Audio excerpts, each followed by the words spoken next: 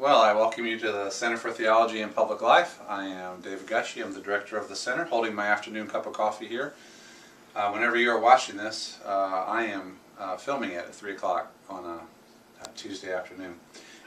This is the center's offices in Atlanta, Georgia. And when a person comes into the Center of Theology and Public Life, they see this very striking wall of moral leaders. I've had a wall of moral leaders for a number of years. It was actually put together by my beloved former student Jill Zimmer, and I think it's lovely. To me, it symbolizes something important.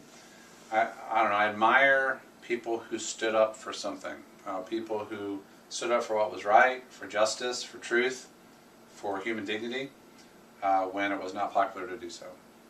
And so, now in recent years, nobody has been able to name all of these moral leaders.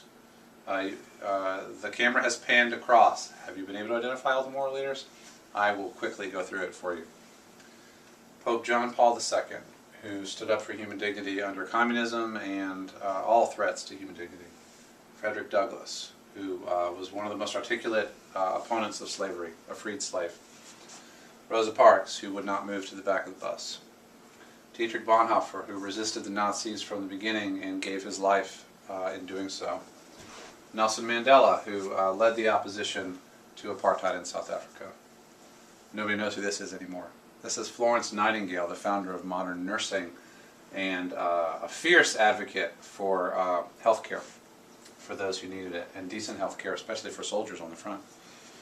Walter Rauschenbusch, often identified as the leader of the social gospel movement, seminary professor.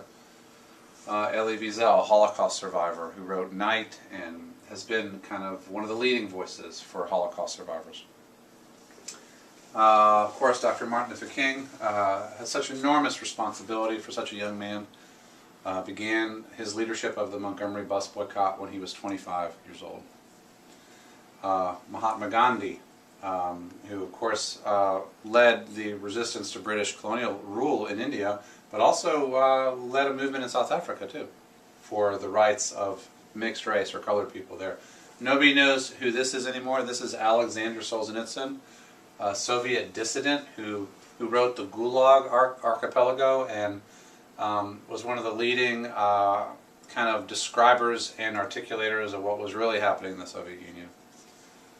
Mother Teresa, obviously known for her care for the least of these in India.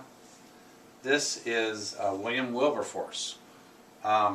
This portrait was actually never finished. If you go to England, you see basically his head, and they've added the body. It looks kind of awkward to me. But anyway, Wilberforce led the fight against slavery and helped to lead to the abolition of slavery in England. Of course, Abraham Lincoln. And this is Dorothy Day, a leader of the Catholic worker movement in the 1930s and 40s.